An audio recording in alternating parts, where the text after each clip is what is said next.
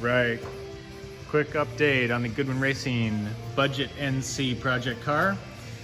I'm Ryan with Goodwin Racing, and that's Rocky, our Miata Yoda, and somewhere over there is Greg.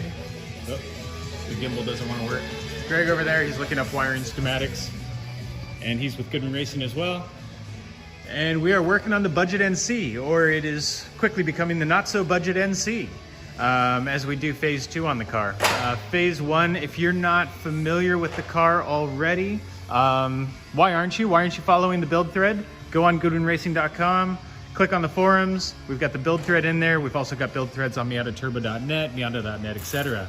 But if you're not familiar with it, this car for the past year has sort of been our phase 1 budget, just showing you how much fun you can have with an NC for very little money. We bought this car for $5,000. We put a junkyard 2.5 liter Mazda motor in it, which was like $500 from a junkyard. And you know, we showed all the sort of auxiliary components that you want to do to make sure that the car is going to run reliably. You can take it to the autocross, to the track, have fun with it, but it doesn't break the bank.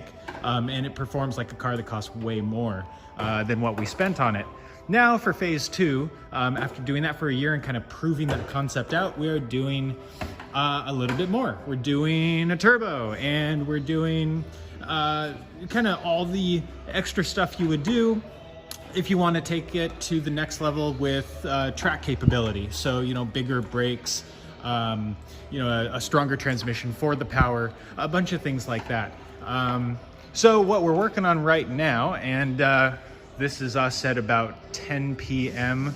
on a Wednesday, because Greg and myself are doing sales, customer service, and product development, and all of that stuff during the day, and Rocky's working on customer cars all day. So this car needs to be together and in kind of a tight time frame, and that means that we're here at 10 o'clock throwing this thing together. Well, not throwing it together, but you know, we're doing it right, but working on it after hours.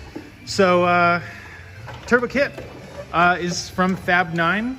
This is like a new budget kit that they're doing. They set us up with a Garrett GT 2871R turbo. That should be good for the sort of mid 300 horsepower range that we're aiming for. Really nice intercooler in that kit.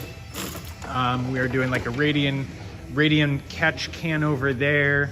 A bunch of little details to get it to work right. Electronic boost control, all of that. What are you working on right now, Rocky?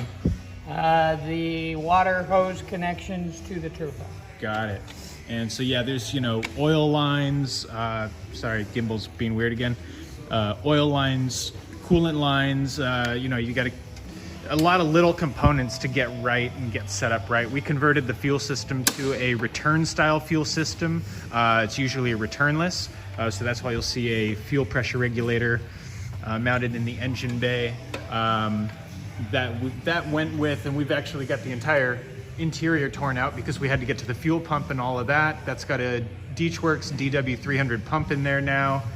We've got DW 800cc injectors in there. Greg over here is working on wiring. What are you doing, Greg? Wiring in the electronic boost controller and the boost gauge. Electronic boost controller, AEM. It's actually a really cool unit. And Greg has got this installed in one of the vent holes. So you've got, you know, the vents in the NC here, and this one's just going to be right over there. Just a really cool kind of setup, really clean. And this AEM boost controller and boost gauge actually has 3 different settings. So you can have 3 different boost modes that are selectable from the driver's seat. So we'll probably have a lower boost mode for like just cruising on the street, like a medium boost mode that's really conservative, but you know, something we'll use like during most of our autocross and track use. And then we'll have, you know, probably have a bit of a party mode as well. So that's really cool to be able to set it up that way. Anyways, that is about it. We have the dyno scheduled in 2 days. All right, so let's get to work.